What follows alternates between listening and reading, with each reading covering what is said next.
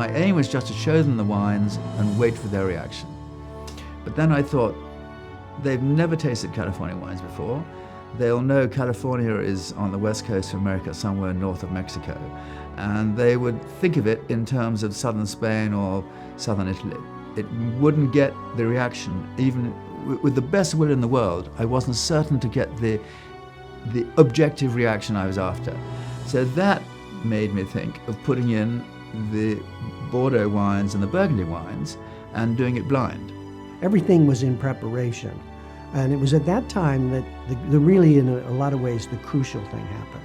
Patricia gave me a list of the wines and the tasting order of them. I was the only one in the room who had that.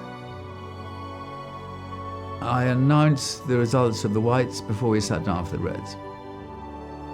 That didn't cause too much concern, because the next set was going to be Cabernet Sauvignon against the top wines of Bordeaux. They didn't know what the wines I'd put in, but Bordeaux is the great flagship of France.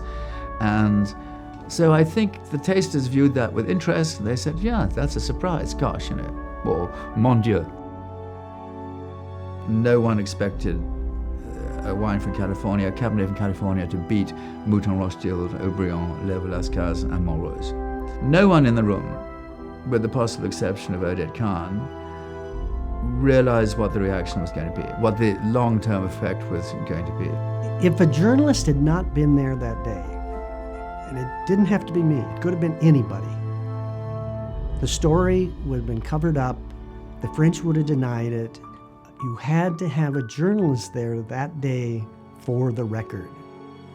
I did not have any idea that it was going to be such a seminal moment in American history.